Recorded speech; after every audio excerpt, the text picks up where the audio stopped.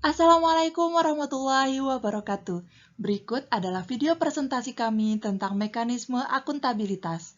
Materi ini secara berturut-turut akan disampaikan oleh Bapak R. Jafar Sidik Permana, SPD, Rina Yulianti, SPD, dan Lucy Lolita, SPD. Selamat menyaksikan.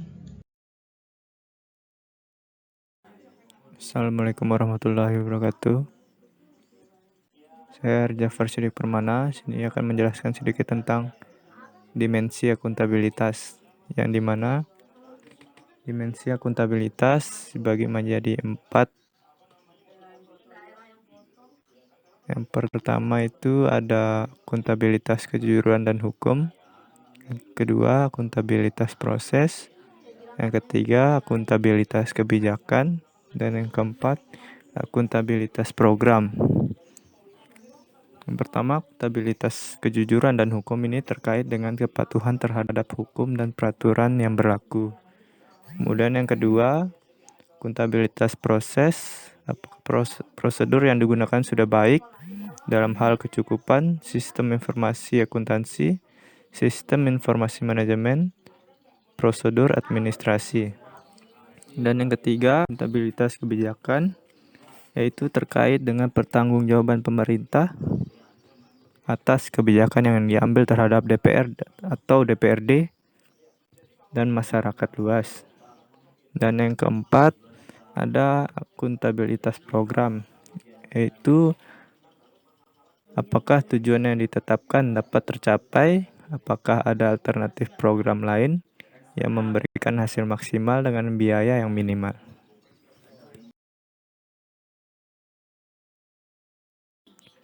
Ya, di sini saya akan jelaskan tentang mekanisme akuntabilitas birokrasi, di mana akuntabilitas tidak akan mungkin terwujud apabila tidak ada alat akuntabilitasnya.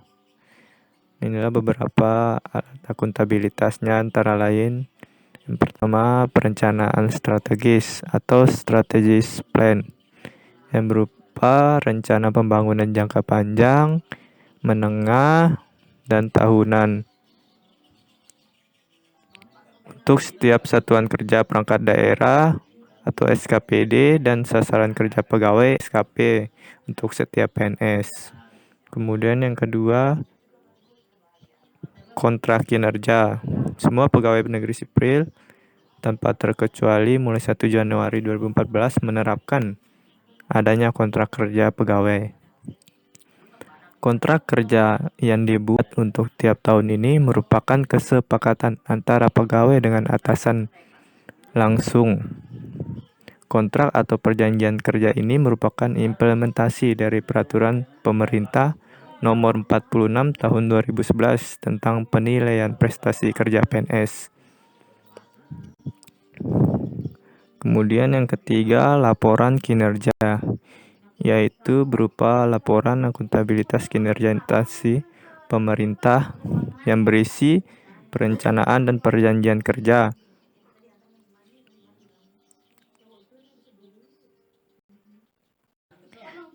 Ya, kemudian yang ketiga itu ada laporan kinerja, yaitu laporan kinerja instansi pemerintah yang berisi perencanaan dan perjanjian kinerja pada tahun tertentu, pengukuran dan analisis capaian kinerja, serta akuntabilitas keuangan. Baiklah, selanjutnya saya akan melanjutkan dengan materi menciptakan lingkungan kerja yang akuntabel. Lingkungan kerja yang akuntabel dapat terwujud dengan didukung oleh 9 unsur. Yang pertama, kepemimpinan. Kepemimpinan yang dimaksud di sini adalah kepemimpinan yang mampu memberikan contoh bagi orang-orang yang dipimpinnya untuk berkomitmen tinggi dalam bekerja. Hal ini akan mampu memberikan efek positif bagi orang-orang yang dipimpin untuk melakukan hal yang sama. 2. Transparansi. Transparansi penting untuk diwujudkan karena akan mampu mendorong komunikasi yang lebih baik antara kelompok internal dan kelompok eksternal. Juga mampu mencegah terjadinya hal-hal yang tidak diinginkan seperti korupsi dan penyalahgunaan wewenang. Selain itu, transparansi diharapkan akan memberikan keyakinan dan kepercayaan pada masyarakat tentang institusi serta meningkatkan akuntabilitas keputusan. Ketiga, integritas. Lingkungan kerja yang berintegritas akan memberikan kepercayaan dan keyakinan pada publik dan stakeholder pada institusinya. Keempat, responsibilitas atau tanggung jawab. Responsibilitas terdiri atas responsibilitas perseorangan dan institusi, di mana responsibilitas institusi lebih menekankan pada adanya pertimbangan kebaikan yang lebih besar dalam setiap pengambilan keputusannya. 5. Keadilan.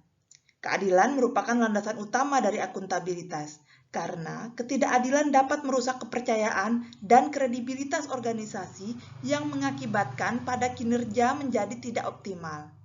Keenam, kepercayaan. Lingkungan akuntabilitas tidak akan lahir dari hal-hal yang tidak dapat dipercaya. 7. Keseimbangan. Keseimbangan antara akuntabilitas dan kewenangan, serta harapan dan kapasitas diperlukan untuk mencapai lingkungan kerja yang akuntabel. 8. Kejelasan. Agar individu atau kelompok dalam menjalankan wewenang dan tanggung jawabnya, mereka harus memiliki gambaran yang jelas tentang apa yang menjadi tujuan dan hasil yang diharapkan. Dan yang terakhir adalah konsistensi.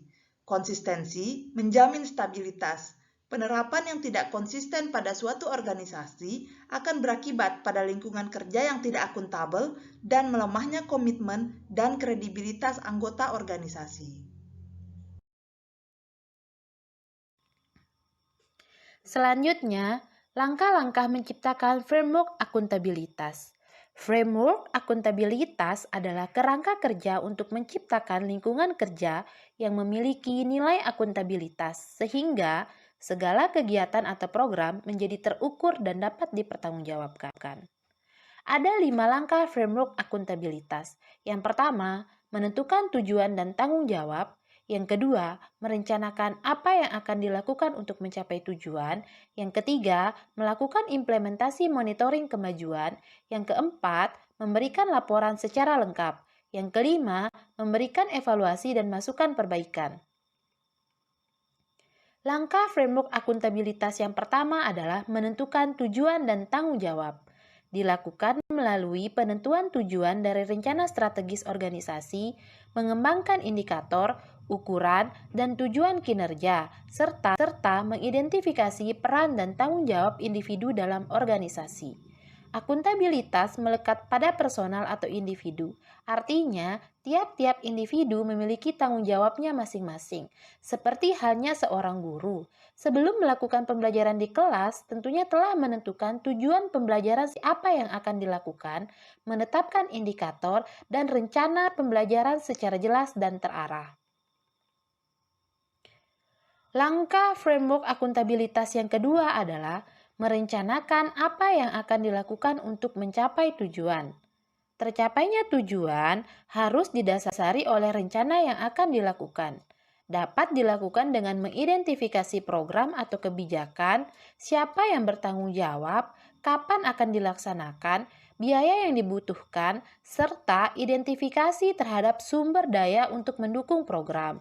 Sebagai contoh, sebagai seorang guru, kita telah menentukan rencana pembelajaran untuk 1 tahun pelajaran, 6 bulan pelajaran, maupun dalam 1 kali pertemuannya, didasarkan pada analisis berapa lamanya waktu efektif pembelajaran, daya serap peserta didik, dan ketersediaan sarana dan prasarana dalam mendukung kegiatan pembelajaran. Langkah framework akuntabilitas yang ketiga adalah melakukan implementasi monitoring kemajuan. Rencana yang telah dibuat tentunya harus diimplementasikan atau dilaksanakan untuk mengetahui adanya hambatan atau tidak dalam pelaksanaan. Setiap implementasi, baik itu bersifat harian, mingguan, bulanan, atau tahunan, harus dimonitoring kemajuannya. Contohnya, guru menerapkan pembelajaran dengan strategi tertentu, baik model, metode, ataupun media pembelajarannya. Pada saat pelaksanaan, guru melakukan observasi untuk mengetahui bagaimana strategi yang ditetapkan tersebut memberikan dampak atau tidak pada proses pembelajaran. Langkah framework akuntabilitas yang keempat adalah memberikan laporan secara lengkap. Kemajuan suatu program harus dibarengi dengan laporan yang lengkap. mudah difahami, dan tepat waktu. Laporan tersebut bisa berupa dokumentasi tertulis ataupun lisan, tergantung kondisi. Sukses atau gagalnya program harus dilaporkan secara lengkap dan transparan. Laporan pelaksanaan kegiatan pembelajaran dapat berupa jurnal hasil pembelajaran yang berisikan kegiatan selama proses pembelajaran, apa yang menjadi faktor pendukung maupun penghambatnya, serta cara untuk menyelesaikannya. Langkah kelima, framework akuntabilitas adalah melakukan evaluasi dan masukan perbaikan. Evaluasi ini dilakukan untuk mengetahui apakah program tersebut berhasil atau tidak. Adanya masukan perbaikan atau feedback yang baik dan solutif dapat memperbaiki kinerja yang dilakukan. Sebagai seorang guru, evaluasi yang dilakukan tentunya adalah evaluasi pada pembelajaran yang dapat dilakukan dengan memberikan tes hasil belajar. Berdasarkan evaluasi, guru dapat mengetahui apakah strategi atau program yang dilaksanakan berhasil atau tidak, sehingga dapat dicarikan solusi yang tepat untuk menanganinya. Sekian penjelasan dari kelompok kami tentang mekanisme akuntabilitas. Semoga bermanfaat dan terima kasih atas perhatiannya. Wassalamualaikum warahmatullahi wabarakatuh.